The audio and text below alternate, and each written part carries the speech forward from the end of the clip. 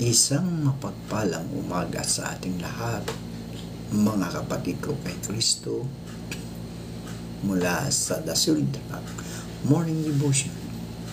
Isang kagalakan, muli tayo ay makapagbulay-bulay sa salita ng Panginoon sa umagang ito. Mga ilang minutong pagbubulay-bulay ng mga salita ng Panginoon upang papurihan at sambahin ang ating Panginoong Hesukristo. Ang ating pong pagbubulay-bulayan ngayong umaga ay matatagpuan sa Exodo, Kabanata 3, talatang 12. Ito ang sinasabi: Huwag kang mag-alala, hindi kita pababayaan, at ito ang magiging katibayan na ako ang nagsugo sa iyo.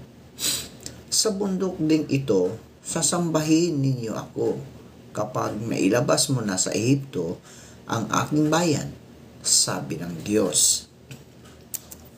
Minagpala na po tayo sa pagkabasa at pagkarinig ng kaniyang mga salita.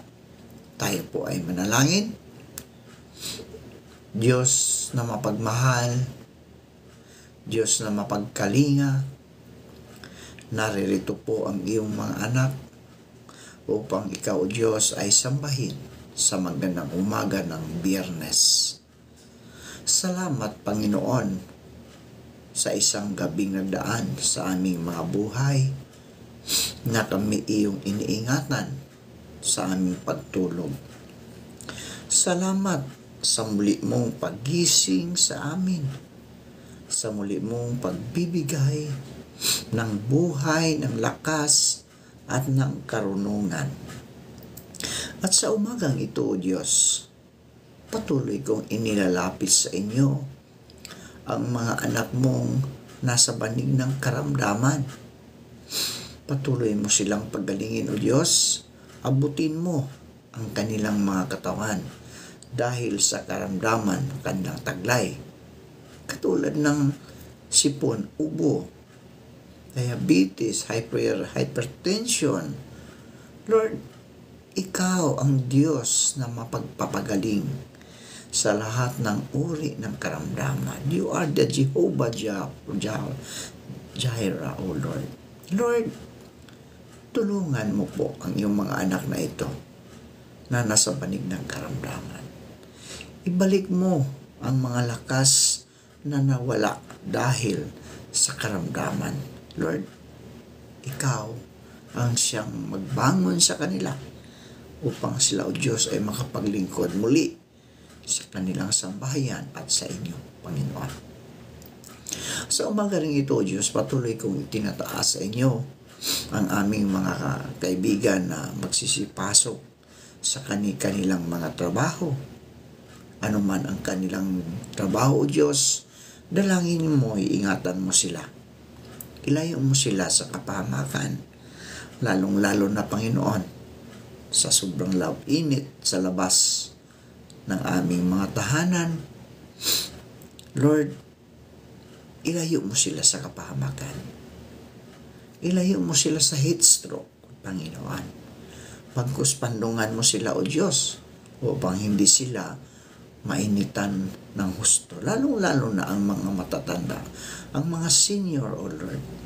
Ikaw ang siyang patuloy na magpandong sa kanila upang hindi sila, Panginoon, mainitan, hindi sila ma-heat stroke, Panginoon. Gayon din po, Panginoon, patuloy kong tinataas sa inyo ang mga kaibigan naming mga enforcer o traffic enforcer. Lord, sa kanilang pagtatrabaho, pagmaman ng trapiko, O Lord, napakainit. Lord, ingatan mo sila. Ingatan mo sila sa daan, sa gitna ng kalsada, upang hindi sila, O Diyos, magkaroon ng karamdaman, Panginoon, dahil sa sobrang init, Panginoon. Tulungan mo sila, O Diyos. Ikaw ang siyang magbigay sa kanya ng lamig, Panginoon, para sa kanyang katawan upang sila hindi ay magkakaroon ng karamdaman. Gayon din po, Panginoon, sa mga kaibigan naming mga naglilinis sa kalsada. Patuloy mo silang ingatan. Gayon din po mga kaibigan naming mga magsasaka na naroon sa sakahan, patuloy na nagtatanim sa kanilang mga pananim, sa mga palay, prutas, at iba pa, Panginoon. Ingatan mo sila. Ilayo mo sila sa kapahamakan. Gayon din po ang mga kaibigan naming mangingisda na nasa laot ng karagatan. Ikaw ang siyang patuloy na mag-ingat sa kanila. Magbigay sa kanila ng lamig ng panahon upang hindi sila, O Diyos, magkaroon ng karamdaman, Panginoon. Dalangin ko rin, O Diyos, ang mga kaibigan naming naghahanap ng trabaho. Ito man ay lokal o abroad. Naway makasumpong sila ng magandang trabaho sa tulong ng imbanal na Espiritu upang sila, O Diyos, ay magkaroon ng hanap buhay. Aming ding inilalapit sa inyo ang aming mga kaibigan na nagtatrabaho sa ibang bansa. Ang mga kababayan namin, Panginoon, Lord, ingatan mo sila sa ibang bansa. Malayo sila sa kanilang mga mahal sa buhay dito sa Pilipinas. Pero Lord, nariyan ka, ikaw ang siyang magbibigay sa kanila ng init ng kanilang paglilingkod sa ibang bansa, Panginoon. Ilayo mo sila sa mga pagsubok, O Diyos, sa mga tukso na nakapalibot sa kanila. Tulungan mo sila, Panginoon, sa lahat ng oras ng kanilang mga buhay. Amin ding inilalapit sa inyo, Panginoon, ang aming mga kaibigan na nagsiselebrate ng kanilang kaarawan ngayong araw na ito, at gayon din po, Panginoon, sa mga nagsiselebrate ng wedding anniversary. Pagpalain mo po sila, Panginoon. Ilayo mo po sila sa anumang kapahamakan, sa mga karamdaman, kasama ng kanilang buong sambahayan. Maraming salamat po, Panginoon, sa mga katugunan sa aming mga panalangin. Sa pangalan ni Jesucristo na aming Diyos at tagapagligtas. Amen. Magandang umaga, no, mga kaibigan, mga kapatid ko kay Kristo. Ang ating pagbubulay-bulayan ngayong umaga ng Biyernes ay may pamagat na Mission Possible. Ayan, Mission Possible. Ang Egypt ay minsang naging makapangyarihang bansa na umaalipin sa mga Israelita. Ang bayan ng Diyos, sa loob ng 400 taon, mga kaibigan, pinili ng Diyos si Moises para gawin ang tila impossible mission na iligtas ang mga Israelita sa kamay ng paraon ng Egypt at dalhin sila sa lupang pangako. Siya rin ang naging tagapamagitan sa covenant ng Diyos at mga Israelita. Pero bago nagtagumpay si Moises, mga kaibigan, sa kanyang mission, hindi biro ang pinagdaanan niya. Ipinanganak siya sa panahon na ipinapatay ang lahat ng Israelitang sanggol na lalaki. Pero naitakas siya at inampon ng prinsesa ng Egypt. Di ba? So lumaki siya na isang royalty. No? Pero nakapatay ng isang Egyptian. Kaya tumakas patungong Midian. Nanatili siya doon sa loob ng 40 taon. Nakapag-asawa at nagpastol ng mga tupa ng kanyang biyanan, si Jethro. Hanggang sa isang araw, habang siya ay nagpapastol sa disyerto, Tinawag siya ng Diyos para bigyan ng misyon. Ang tanong ni Moises sa Diyos, sino po ako para humarap sa Paraon, Panginoon, at ilabas ang bayang Israel mula sa Ehipto? May natanggap ka bang misyon, kaibigan? No? May natanggap ka bang misyon mula sa Panginoon? Mukhang impossible.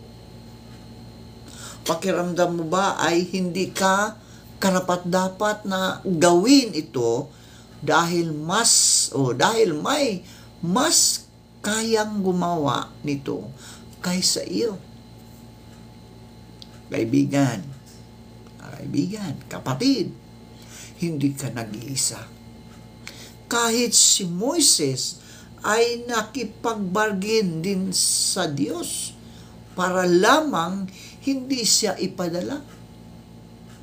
Pero sa simula pa ay may plano na ang Diyos para kay Moises. Gayon din sa atin, mga kapatid ko, kay Kristo, mga kaibigan. May plano ang Diyos para sa iyo at sa akin, no? Na napakagandang plano ng Diyos para sa iyo, kaibigan. Pero sa simula pa lang ay may plano na ang Diyos para kay Moises. Lahat ng pinagdaanan niya, tagumpay man o kabiguan ni Moises, matuloy lamang, no? Matuloy lamang ang pagtupad niya sa kanyang misyon ayon sa Exodus, Kabanatang 4, talatang 1 hanggang 17. Ito ngayon ang hamon sa atin, mga kaibigan. Tulad ni Moises, magtiwala tayo sa Diyos at sumunod sa kanyang direction. Yun lang, kaibigan, no? Magtiwala tayo sa ating Panginoon at sumunod sa kanyang direction o sa kanyang kautusan. Ang bilin ng Diyos kay Moises na hindi siya dapat mag-alala dahil hindi siya pababayaan, ay pangakong maari din nating panghawakan. O, tingnan natin. Ganda. Hindi niya pinabayaan si Moises. Ganon din tayo, mga kaibigan. Hindi niya tayo pababayaan kapag tayo'y sumunod sa kanyang direksyon, sa kanyang kautusan. Pangako niya yon na hindi kanya pababayaan, ni iwanan man. Kung tayo man ay nakaharap sa isang mga pagsubok sa buhay, sa mga tukso, tawagan lang si Kristo. Tawagan ang ating Panginoon. Ipanalangin mo. Iluhod mo sa Diyos, mga kaibigan. Nariyan siya handang duminig sa iyong mga panalangin. Mga kapatid, mga kaibigan ko kay Kristo, magtiwala lang tayo at sumunod tayo sa Diyos. Tulad ni Moises, sumunod siya dahil yun ang plano ng Diyos para sa kanya. Di ba, hindi naman siya iniwanan ni Kristo, ng Diyos. Nung tinakas niya ang mga ang mga Israelita mula sa Ehipto, ano ba ang nangyari? Nung tumawid sila sa dagat, nahati ang dagat. Nahati ang dagat. Nung nasa gitna na sila, sinundan sila ng mga Ehipto. Anong nangyari sa dagat? Bumalik ang dagat at namatay ang mga sundalo. Di ba? Ganon ang kapangyarihan ng ating Panginoong Kristo. Hindi niya tayo pabayaan man, ni iwanan man, nariyan sa lagi. Kaya tayo, mga kaibigan ko, ano man ang kinakahaharap mo ngayong suliranin sa buhay, ito man ay karamdaman, ito man ay financial, magtiwala ka sa Panginoon, kaibigan. Magtiwala ka. Ihiling mo sa Kanya ang iyong mga kahilingan at handa siyang makinig sa iyong mga kahilingan, kaibigan.